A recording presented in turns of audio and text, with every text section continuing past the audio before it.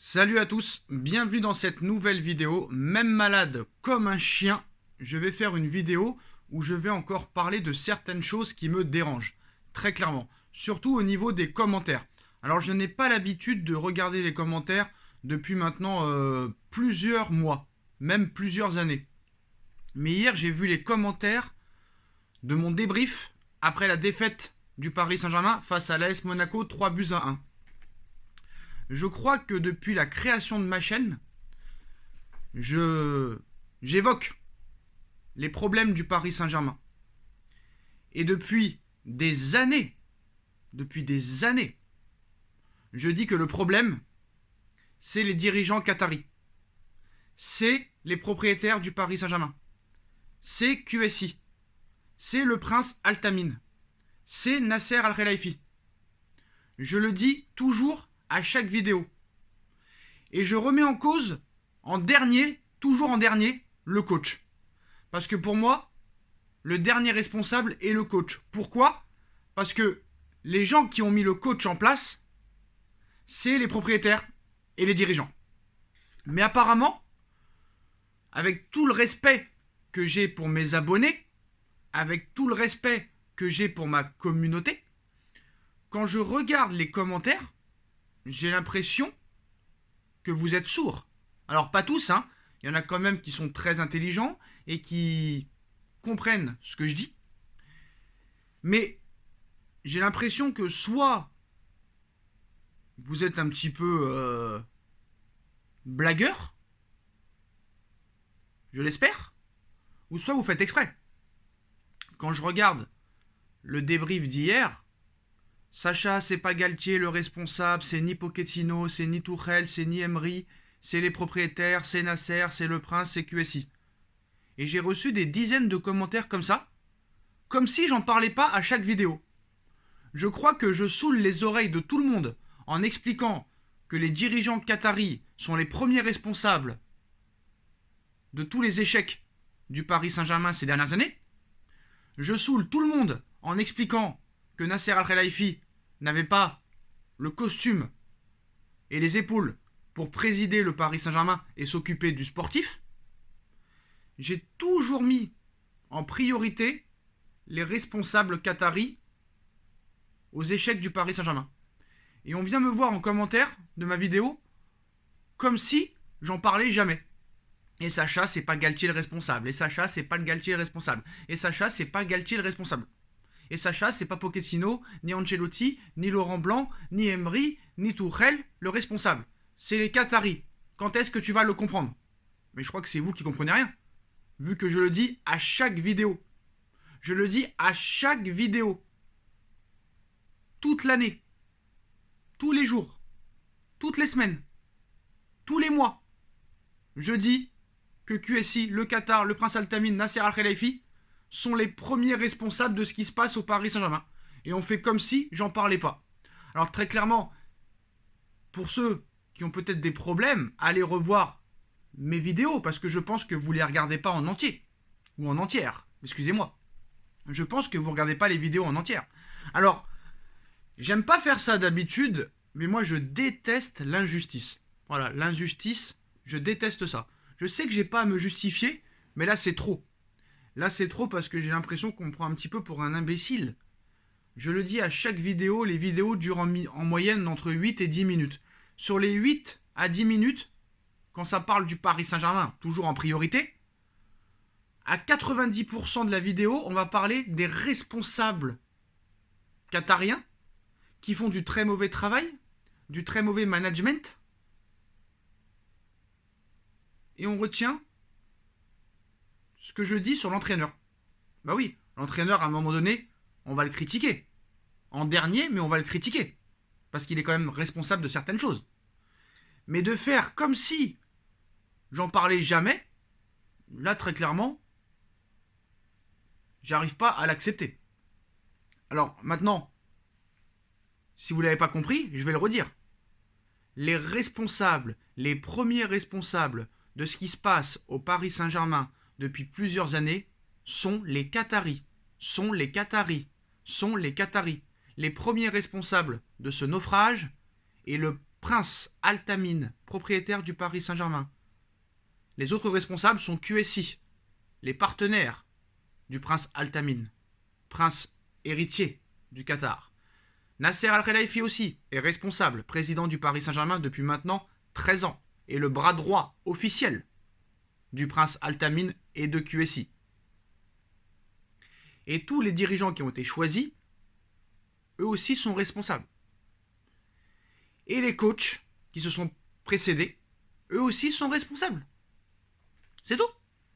Donc à un moment donné, quand vous voulez très clairement faire une analyse, regardez entièrement la vidéo ou ne la regardez pas.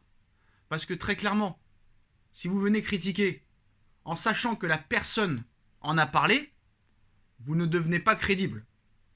Et moi, comme vous le savez, j'ai pas beaucoup de défenseurs, que ce soit dans la vie ou en commentaire. Donc je suis obligé de m'auto-défendre. Je suis mon seul avocat. J'assure ma défense. Donc je ne sais pas en quelle langue il faut le dire, mais moi je parle pas anglais, ni espagnol, ni italien, je ne parle que français. Et ça fait des années, 365 jours sur 365 jours, je dis que les premiers responsables sont les Qataris propriétaires du Paris Saint-Germain, ainsi que Nasser Al-Khelaifi. Stratégie sportive inexistante, fantomatique. Et le projet Paris Saint-Germain est basé seulement sur le marketing, sur le merchandising, sur la publicité, sur les sponsors. Quand vous voyez que Marquinhos, match après match, remontada après remontada, défaite après défaite, jeu inexistant après jeu inexistant, la seule phrase qu'est capable de dire Marquinhos, c'est « on va travailler, on va travailler, on doit continuer à travailler, on doit continuer à travailler. Pochettino, on doit continuer à travailler. Tuchel, on doit continuer à travailler.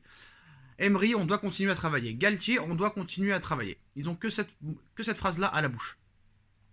Donc à un moment donné, si vous voulez venir critiquer, pas de problème. Mais critiquez réellement quand vous avez écouté entièrement la vidéo. Parce que je critique beaucoup plus les propriétaires et dirigeants du Paris Saint-Germain que l'entraîneur. Mais à un moment donné, d'accord, les propriétaires font beaucoup de mauvais choix, font tout à l'envers, c'est les premiers responsables, c'est eux qui achètent les joueurs, c'est eux qui mettent des directeurs sportifs en place, des entraîneurs en place, mais à un moment donné aussi, il faut que l'entraîneur travaille. Donc je veux bien qu'on critique pendant toute la vidéo, tous les jours, du matin au soir, 24 heures sur 24, 7 jours sur 7, le président Nasser Al-Khelaifi, les Qataris, QSI et tout, mais on le fait 9 minutes sur 10 à chaque vidéo.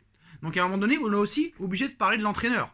Mais par contre, quand tu dis du matin au soir et que tu saoules tout le monde en plus, jour après jour, semaine après semaine, mois après mois, année après année, remontada après remontada, que c'est en premier lieu les Qataris, les propriétaires et le président responsables, on fait comme si on ne m'entendait pas. Et dès que je critique l'entraîneur, « Ah Sacha, comment oses-tu? Comment tu peux critiquer le coach ?» Alors que lui n'est pas responsable. De toute façon, le coach il est toujours responsable, quoi qu'il arrive. Peut-être que ce n'est pas le principal responsable, mais il est quand même responsable. Mais pourquoi? Ça fait des mois que j'en parle, ça fait des années que je dis que c'est au niveau de la direction le problème. Il n'y a personne qui l'entend. Il n'y a personne qui l'entend, il n'y a personne qui m'écoute. Parce qu'en commentaire, vous faites comme si j'en parlais pas. Alors, regardez mes vidéos, toutes mes vidéos, je fais que ça d'en parler. Et en commentaire, après le match contre Monaco, on vient me dire « Mais Sacha, c'est pas l'entraîneur le problème, c'est les dirigeants. Sacha, c'est pas l'entraîneur le problème, c'est les dirigeants. » Bah oui, je le dis tout le temps. Du matin au soir. Oui, c'est les dirigeants le responsable. C'est les dirigeants le responsable. C'est les dirigeants le responsable. Maintenant, je pense que tout le monde l'a compris. Et si tu ne me crois pas que j'en ai parlé, va voir mes vidéos depuis la création de ma chaîne. J'en parle tous les jours. J'en parle dans toutes les vidéos. Donc ceux qui viennent dire en commentaire « Eh Sacha, tu comprends rien, c'est les propriétaires et les dirigeants les responsables et pas l'entraîneur », oui, je suis d'accord avec toi. Parce que je le dis à chaque vidéo. Mais apparemment, quand je le dis, soit tu as arrêté la vidéo, ou soit tu deviens sourd quand j'en parle. Parce que je fais que parler de ça. Et faire comme si j'en parlais pas, je pense que tu dois regarder sur les 10 minutes, peut-être 1 minute 30 de vidéo. Mais par contre, il n'y a aucun commentaire qui me dise « Ah oui Sacha, t'as d'accord. Ah oui Sacha, t'as raison. C'est les propriétaires, les responsables. C'est les dirigeants, les responsables. C'est le prince Altamine, le responsable. » Non. Moi, c'est toujours des commentaires où il faut être contre moi. Mais moi, ça me dérange pas. Mais j'étais obligé de le dire. Voilà. Il va se passer des choses dans ma vie dans les prochaines semaines, dans les prochains mois. J'ai pas de temps à perdre avec ça. Maintenant, je pense, et ça me fait mal au cœur, honnêtement. Ça me fait mal au cœur. Mais je pense que je vais arrêter vraiment de regarder les commentaires. Et ça m'énerve parce qu'il y a beaucoup de gens qui font des analyses en commentaire très intelligentes, très objectifs, très constructifs. Mais malheureusement, trop peu. C'est une minorité. Voilà. Donc je ne sais pas pourquoi les gens font ça. Je pense quand même, pour les défendre, je pense qu'ils ne doivent pas regarder les vidéos en entière. C'est pour ça qu'ils peuvent se permettre un jugement. Mais faire semblant de voir que je ne parle pas des problèmes des dirigeants et des propriétaires du Paris Saint-Germain, là, très clairement, soit vous êtes sourd, soit vous êtes de très mauvaise foi, ou soit vous ne regardez pas les vidéos en entier. Donc, ça me surprend. Voilà, ça me surprend. Quoi qu'il en soit, on va parler un petit peu aussi de la réaction de Kipembe. C'est tout à son honneur. C'est le seul réellement qui a le cœur parisien. On va pas se mentir, formé au Paris Saint-Germain. C'est le seul qui a réussi réellement à se faire une place sur le long terme. Donc respect à Kipembe, mais voilà. Il a essayé de rassurer les supporters comme il a pu. Mais voilà, on n'est pas dupes. On sait ce qui va se passer mardi soir si le Bayern joue à 100%. Mbappé n'étant pas là, Verratti ne sera pas à 100%. Messi ne sera pas à 100%. Mendes ne sera pas à 100%. C'est des gens qui reviennent de blessures. Il n'y a pas de milieu de terrain. Il n'y a pas de défense centrale. Il n'y a pas d'ailier. Je ne pense pas que tu peux réellement rivaliser. Si le Bayern vient avec l'objectif de jouer au ballon, de jouer offensif, tu ne pourras pas t'en sortir. Très clairement. Même avec un sursaut d'orgueil, je pense que ça ne suffira pas. Voilà. Alors moi, je ne vais pas demander le respect, parce qu'il n'y en a plus de respect. Mais quand, moi, je ne vais pas dire, parce qu'on va me dire après, Sacha, tu fais une crise de jalousie. Non, je ne fais pas de crise de jalousie. Mais c'est vrai que là, tu te dis, tu en parles du matin au soir. Je me répète, mais je suis obligé. Hein. Tu en parles du matin au soir. Tu montres les problèmes. Tu le dis très clairement que c'est les propriétaires et les dirigeants qataris qui sont les premiers responsables des échecs parisiens. Et on fait comme si tu n'en parlais pas. C'est quand même assez bizarre. Après, je me dis, voilà, quand tu fais une vidéo de 20 000 vues, et qu'il y a seulement une quinzaine de commentaires qui viennent te dire « Non mais Sacha, c'est pas Galtier le responsable, c'est les propriétaires », ça va. Ça veut dire que sur les 20 000 vues, il y en a 19 965 qui ont compris. Donc ça me fait plaisir. Mais oui, le problème est les Qataris. Et quand c'est d'autres personnes qui le disent, là tout le monde dit « Ouais, t'as raison, c'est vrai, c'est les Qataris le problème, c'est les dirigeants le problème. » Que ce soit d'autres gens qui font des débriefs, ou les médias, ou les journalistes, ou les chaînes de télévision, ou les chaînes de radio, tu regardes un petit peu leurs commentaires, bah là, très clairement, tu as des commentaires qui disent « Vous avez tout à fait raison, c'est les propriétaires les premiers fautifs, c'est les dirigeants qui mettent en place ces incompétents, bravo à vous de le dire. » Mais quand c'est toi, tout le monde l'ignore. Alors je ne sais pas si je fais une crise de jalousie, je ne pense pas. Mais voilà. Tout le monde sait que c'est les propriétaires les premiers responsables et que c'est les dirigeants parisiens les premiers responsables. Quand on voit que Campos te dit, après le match, devant la zone mixte des médias, c'est pas le moment de parler, c'est le moment de travailler. Ah d'accord, lui il s'est réveillé le 11 février, 3 jours avant un match de 8ème de finale de Ligue des Champions, en nous expliquant qu'il faut travailler. Ah bah c'est avant qu'il fallait travailler. Très clairement, c'est avant qu'il fallait travailler. Donc voilà. Très clairement, voilà. Bref, je ne sais pas pourquoi on ne reconnaît pas réellement ce que je dis. Parce que ça m'énerve, parce que j'en parle beaucoup, beaucoup, beaucoup. Je fais que de parler de ça, et on fait comme si j'en parlais pas. Donc à un moment donné, t'as même plus envie de regarder les commentaires. Honnêtement, t'as même plus envie de regarder les commentaires. Et quand tu vois la vie qu'on mène, quand tu vois l'inflation, quand tu vois la hausse des prix, quand tu vois toute cette misère dans le monde, des séismes, des affrontements entre plusieurs pays, et tu te dis, à quoi bon vivre si c'est ça la vie?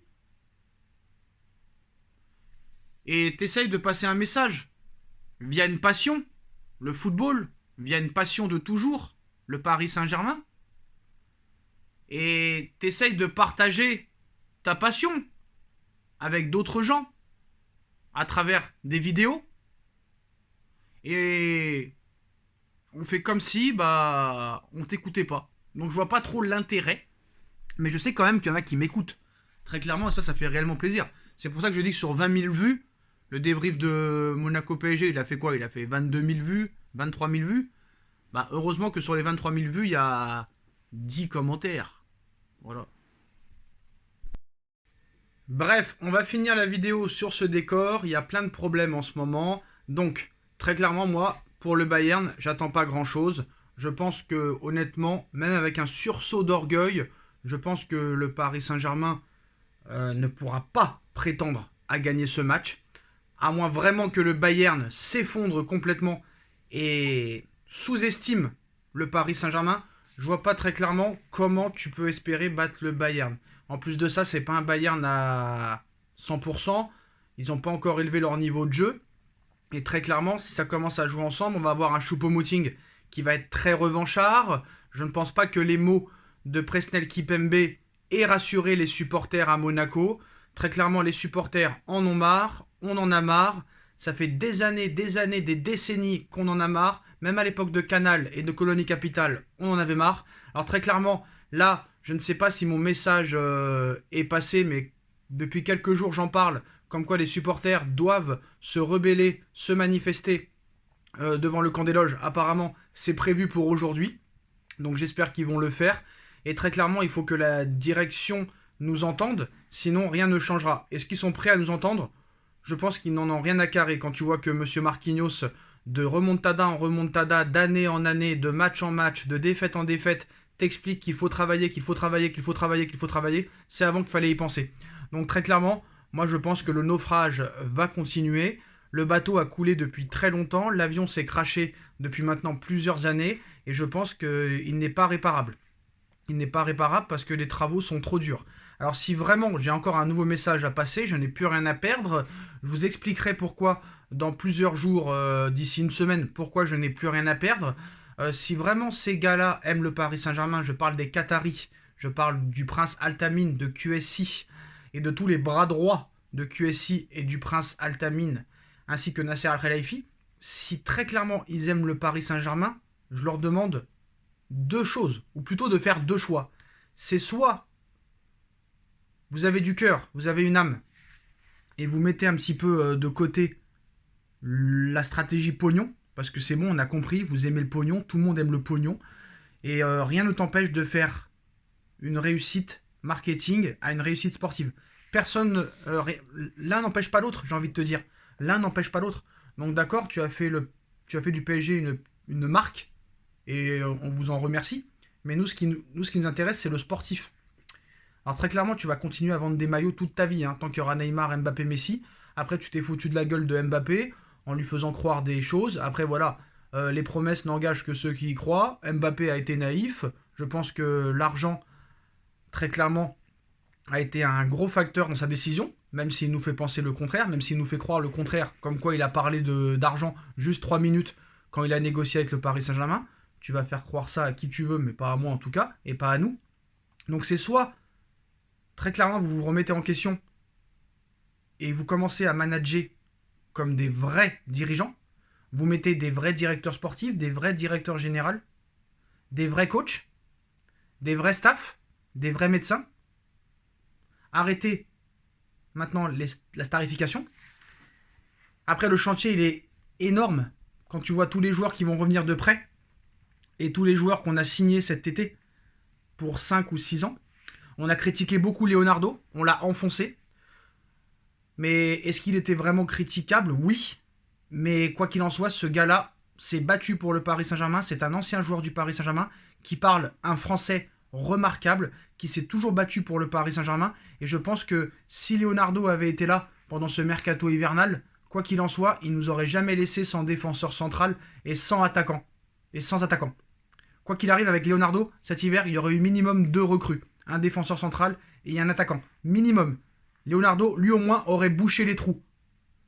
Alors peut-être que ça n'aurait pas été des joueurs phénoménaux, mais au moins il aurait pensé au bien du Paris Saint-Germain en recrutant 2 joueurs, que ce soit en prêt ou que ce soit des joueurs qui ne soient pas d'un nom renflant. Voilà, très clairement. Alors, maintenant, moi, je sais ce qui va arriver. Je sens le naufrage, très clairement. Mais là, il y a 2 choix. C'est soit vous vendez le club, vous vous barrez, vous allez à Manchester United, vous allez où vous voulez, et vous nous laissez tranquille. Vous vendez le Paris Saint-Germain à 4 ou 5 milliards d'euros comme vous le voulez, à des gens compétents qui savent manager, très clairement. Vous pouvez préparer le terrain pour eux, faire un nouveau centre d'entraînement, faire un nouveau stade. Je ne sais pas si vous avez une guerre, peut-être personnelle, contre la mairie de Paris. C'est peut-être pour ça aussi que tous ces dirigeants-là veulent peut-être saboter le Paris Saint-Germain, parce que c'est vrai que avec tout ce qu'ils ont fait pour le Paris Saint-Germain quand même, ça aussi, les choses positives, on les oublie pas. Hein. Ils ont fait aussi beaucoup pour le Paris Saint-Germain. Ils nous ont remis devant la scène. Voilà, très clairement, parce qu'à l'époque, on jouait le maintien, on jouait le milieu de tableau. Ils nous ont remis devant le devant de la scène. Je ne sais pas si ça se dit, je ne sais pas si mon français est bon.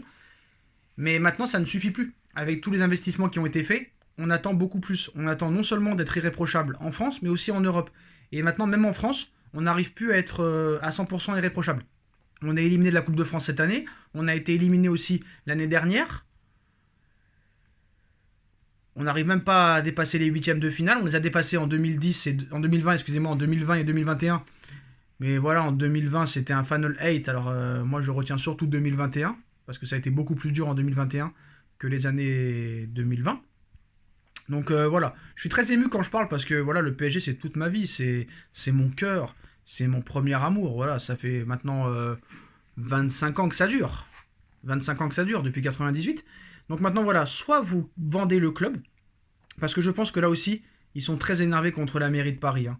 Comme quoi, ils veulent pas leur vendre le stade. Après tout ce qu'ils ont fait pour Paris, après tout ce qu'ils ont fait pour le Parc des Princes, je pense que là, ils l'ont en travers de la gorge. C'est peut-être pour ça que les Qataris et les dirigeants qataris veulent saboter le Paris Saint-Germain, et c'est peut-être pour ça qu'on a pris un directeur sportif incompétent, avec un coach incompétent. Peut-être que tout ça est prémédité. Allez savoir.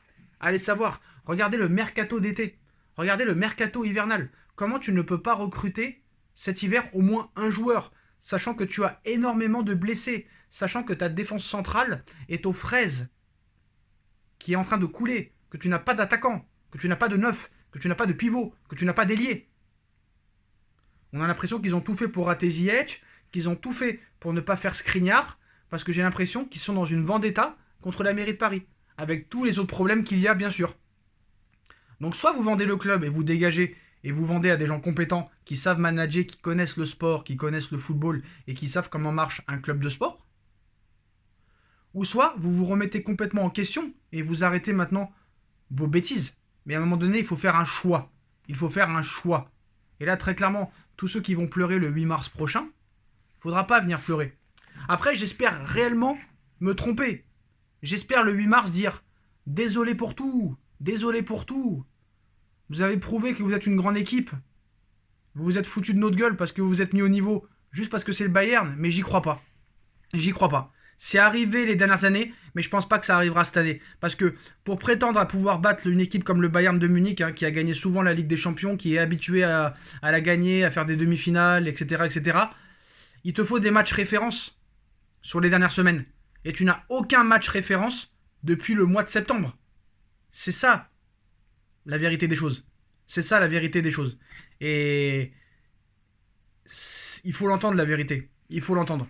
Donc j'espère que le rassemblement des supporters va changer un petit peu quelque chose, mais je pense pas, il y a trop de travail. Il faut te débarrasser de tous les indésirables qui veulent rester et qui veulent s'accrocher à leur salaire. Voilà.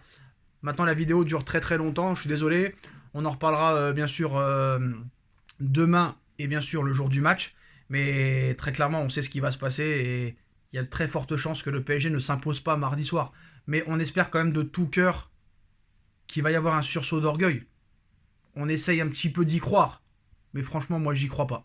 J'espère me tromper. Mais contre Marseille, je me suis pas trompé. Contre Monaco, je me suis pas trompé. Contre Lens, je me suis pas trompé. Contre Rennes, je me suis pas trompé. On n'a pas réussi à battre une fois le top 4 de la Ligue 1. À part Marseille à l'aller, au match aller, au parc, mais on a eu de la chance. Parce qu'on s'est fait dominer. Contre Benfica, on a été incapable de gagner sur 2 matchs. Donc ça veut tout dire. Ça veut tout dire.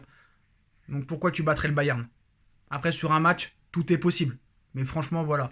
J'aimerais être positif, mais je n'ai pas de... Je n'ai pas d'espoir d'être positif. Voilà, je n'ai pas d'éléments qui peuvent me faire être positif. Voilà.